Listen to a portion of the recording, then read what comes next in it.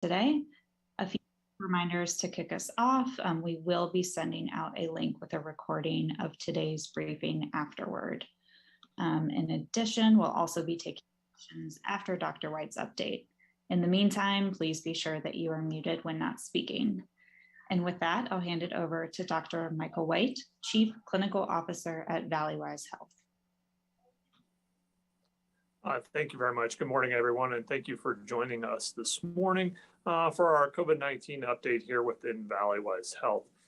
As we continue to see COVID-19 disease prevalent within our community, we continue to see a fairly steady rate of those individuals needing hospitalization and acute care for COVID-19 disease. Our inpatient census has been varying between 35 and 41 patients over the last 10 days, maintaining that fairly steady number.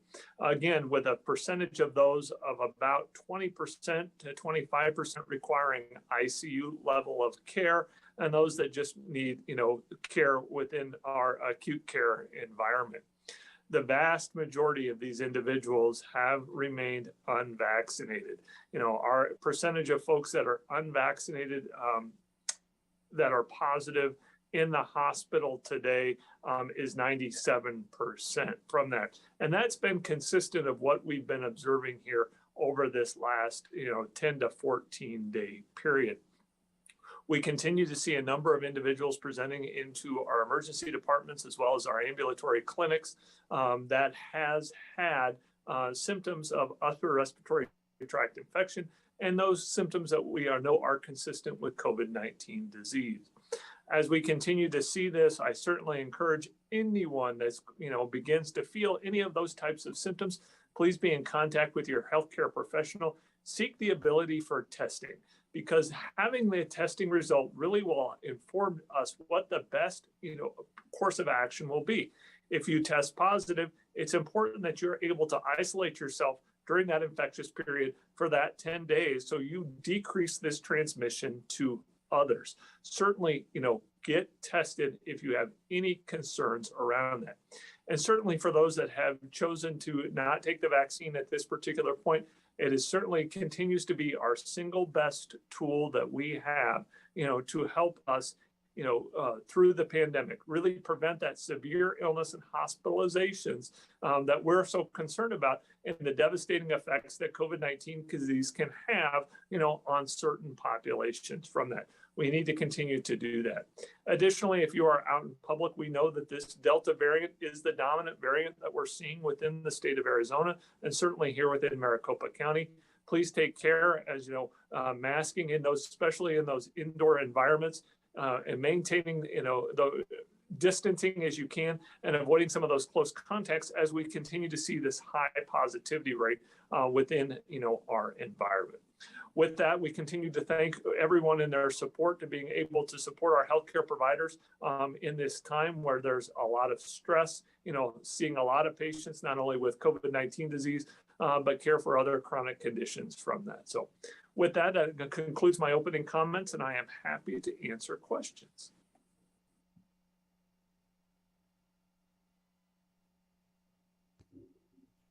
Hi, good morning, Dr. Michael White. I know in previous press conferences, one of them in particular, you had mentioned you were out of 22 nurses. I was checking on the update on if you're facing a shortage and if there are any nurses out today, for example. So yes, we continue to have, staffing challenges every day around this. We continue to run, 10 to 15 nurses short on a daily basis around that. We're certainly excited to see some of the initiatives that are being done, at the state level through the Arizona Surge Line to, again, attract some of those traveling nurses into the organizations and the markets to help us supplement that care, to help us over this hump as we continue to rebuild our workforce to be able to take care of our patients within the hospital. About how many positions are you have open right now? Across the organization, across that, we have over 400 positions open, from this. Within that bedside nursing, it's about 150 bedside nursing positions that are open. And one more thing, do you have any pediatric patients to report today? We do. We have two pediatric patients that are in our COVID-19 that are hospitalized here with COVID-19 disease. Thank you. You're welcome. Hello, Dr. White. Peter Seymour from KTAR. Good morning.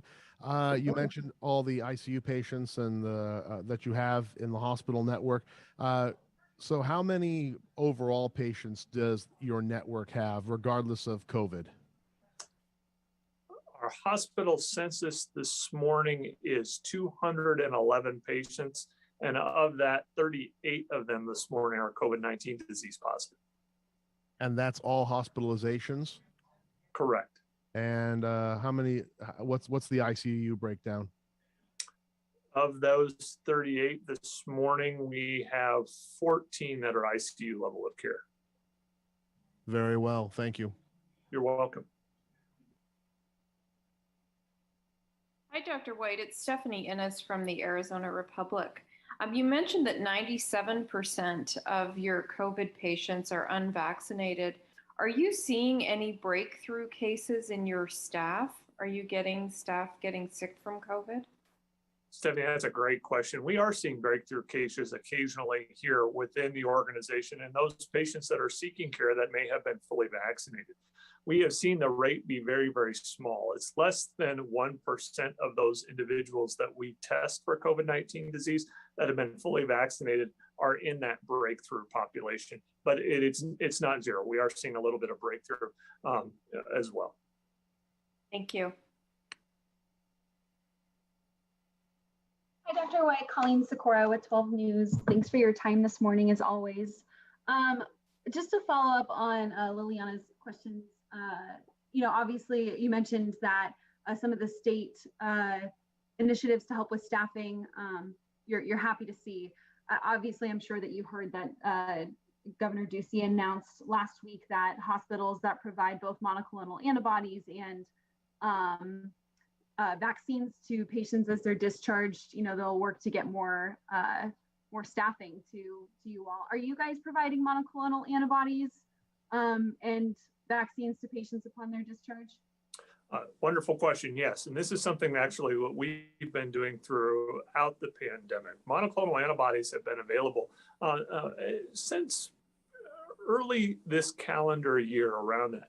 Certainly as they were approved under that emergency use authorization that we have seen, we had them available for us and for our clinicians to be able to order and use for those folks that we were worried were at high risk to developing COVID-19 disease complications. And that's something that we've been sustained and been utilizing as a tool that we've had in our armamentarium around this to be able to utilize through the treatment of COVID-19 disease. Once vaccines became available and those folks that are eligible and willing to take them, we take every opportunity to offer the vaccines to folks as they are encountering us within the healthcare system, whether that be an ambulatory clinic visit, whether that be coming into the emergency department with an unrelated problem, or upon discharge from the hospital, offering that opportunity to be vaccinated against COVID-19 disease from this to prevent, again, those severe illnesses and hospitalizations. Do you know yet how many staff that you'll get through that program? We have not seen that final data come yet from the Arizona Department of Health Services. And then I know that, the governor's staff was saying last week how they're hoping that this will decrease hospitalizations. And we know that, monoclonal antibodies, has a very specific set of, or very specific type of patient, if you will, that can receive those. Do you think that, this will be successful in helping drive down the hospitalizations that you are currently seeing and that the state of Arizona is currently seeing? Again, it is one tool that we have available to us to help us prevent those at the highest risk of developing complications for COVID-19 disease. Again, vaccination is first and foremost one to prevent this and prevent that severe hospitalizations. But if those, that are eligible for monoclonal antibody, it is certainly one of those tools that's available for us and we'll take full use of to be able to, decrease those folks that, may progress into that severe illness category. Thank you. Dr. Good morning, White. Dr. White. Oh, you want to go ahead? Well, real quick, I'm sorry, a quick follow-up to that. So, what do you think of the governor's motivations for that $60 million for hospitals that are offering monoclonal antibody treatments and vaccinations? I mean, aren't most hospitals doing this already? Peter, that's a great question. I think the majority of healthcare delivery organizations are utilizing all of these tools and providing all these tools and access to all of these tools for their patients. I think it's important for us to make sure that we are improving access and utilizing all the resources that we have available today to help us, decrease the burden and use of the hospitals for this COVID-19 disease as best we can. I'm just wondering if there should be conditions with this money. Any thought on that?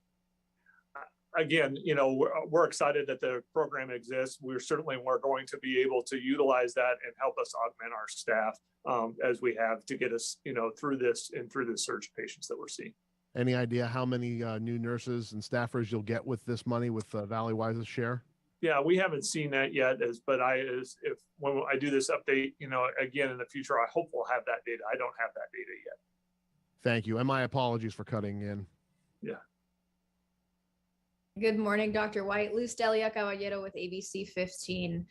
Just a quick question, as obviously the Delta variant becoming the dominant one here in Arizona.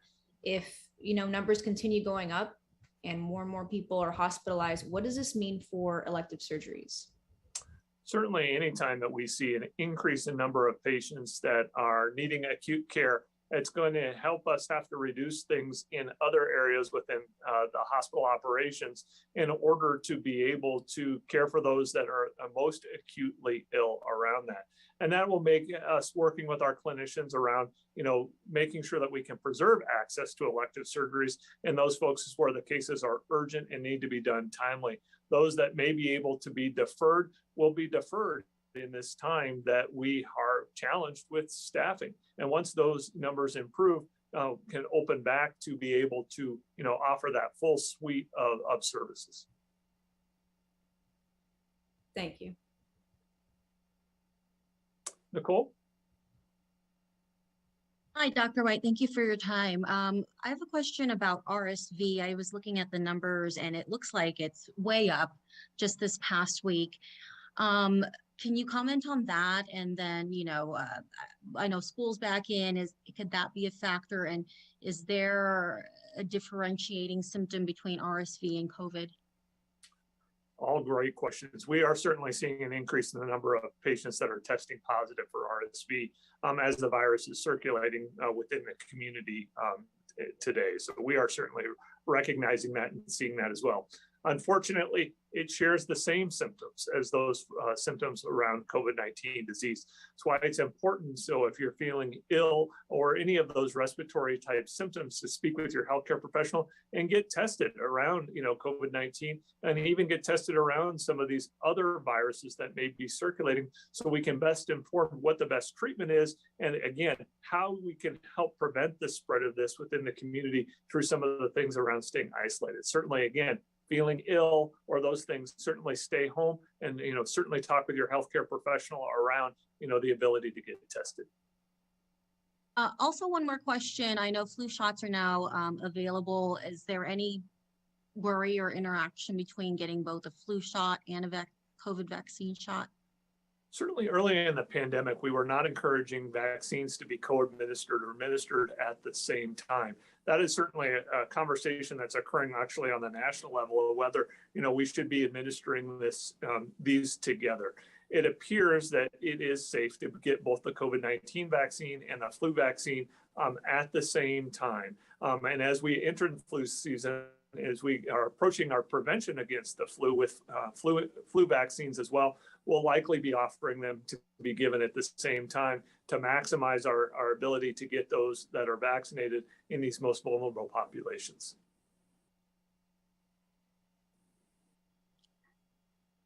Hello again, Peter from KTAR for the third time. Following up on that question. So would you recommend getting a flu shot just to promote overall health so that the overall health will help stave off COVID?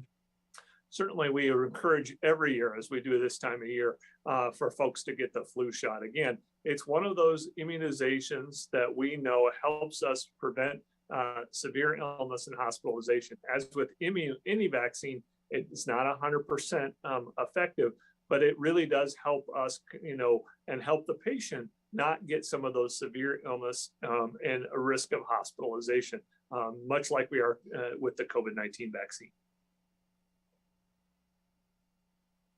I have time for one more question from somebody if you'd like. Okay, I've got one then. As we're looking at kind of where we go from here, I've seen maybe some data on the national side that maybe we're starting to see that we've hit the peak. Are you seeing that here? Do you think that we're going to be starting to move toward the downward side, or are we going to continue to see a lot of hospitalizations and increase in deaths? Certainly, if you look at the Arizona data, you look at the Maricopa County data, we have seen a slight decrease. I'll just tell you our experience here within Valleywise Health is we haven't seen a decrease, but we haven't seen an increase. We've been relatively on this flat, plateau here. I'm hopeful as, the data comes in from the state and from the county, we will start to see that downturn as we are seeing in other parts of the country. But it really is incumbent on us, again, if we're ill, to stay home, to interrupt that ability to transmit that virus, certainly be tested if you're symptomatic so we know and can make those recommendations. And again, if you have deferred vaccine for whatever reason, now is a good time to rethink that and get vaccinated against COVID-19 disease. Thanks, Dr. White. All right. Well, again, I just want to thank everyone and, thank you for your continued support of all of our healthcare delivery organizations throughout the COVID-19 pandemic, and certainly for those folks here at Valleywise Health. So thank you all.